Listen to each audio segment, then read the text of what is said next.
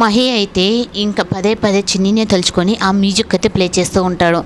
ఇంకా తన మేనత్త కొడుకైన వరుణ్ అయితే, ఏంటి బావా నువ్వు చిన్నినే తలుచుకొని ఇలా ప్లే చేస్తున్నావా అంటే, అవునరా, నేను చిన్నప్పటి నుంచి నేను చిన్ని కోసమే ఈ ట్యూన్ నేర్చుకున్నాను అని తన ముందు నేను ఈ ట్యూన్ వినిపించాలి అని చెప్పనని తను మహి అయితే అనుకుంటూ ఉంటే, ఇంటికి వెళ్ళిన తర్వాత మహి చేసిన వేషాల వల్ల చాలా మండిపోతూ ఉంటుంది. ఎవరికాడ ఇంతవరకు నేను మాట పడని ఆ చెత్త మొహం వాడి కాడ నేను మాట పడాల్సి వచ్చిందని చెప్పనని పదే పదే మహిని తలుచుకొని, అంటే కోపంతో తలుచుకొని బాధపడుతూ ఉంటుంది.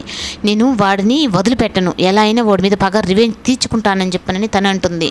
ఇంకా ఇంకా చిన్ని విషయంలో పదే పదే ఇంకా మహి అలా ప్రవర్తిస్తున్నాడని చెప్పని ఇంకా దేవా అయితే మొత్తం వింటాడు. ఇంకా నేను చిన్ని ఎప్పుడు నా కళ్ళ ముందుకు వస్తుందా అని ఎదురు చూస్తున్నానని చెప్పను అనేటప్పటికీ, ఈ పిచ్చి వీడిని ఫారెన్ని పంపించినా వీడికి వదిలేటట్టు లేదని చెప్పనని ఇంకా దేవాకైతే చిన్ని విషయంలో మహి మీదకు చాలా కోపం వస్తుంది. ఏంటి మహి, నీ బిహేవియర్ మార్చుకోవా, నీకు శ్రేయాన్నిచ్చే పెళ్లి చేయాలని చెప్పి మేమందరం నిర్ణయం తీసుకున్నాం, కానీ నువ్వేంటి నా మనసులో అంతా చిన్ని ఉందని చెప్పని అంటున్నావు అని అంటాడు. ఇంకా కోపం మీద కానీ పోతే మహి ఇంకా ఖచ్చితంగా నేను చిన్నినే చేసుకుంటానని చెప్పి అంటాడేమనని నాకు వెళ్ళి అయితే, బావా వాడిష్ట ప్రకారం వాడిని పాని నా కొడుకు అని చెప్పనని ఇంకా సర్దుపుచ్చినట్టు చెప్తుంది.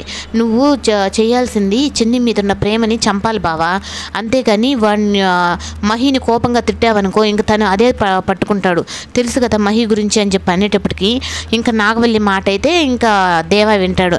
ఏదో ఒకటి తొందరగానే మహి విషయంలో నిర్ణయం తీసుకోవాలి నాగవల్లి అని చెప్పనని ఇంకా అనేటప్పటికి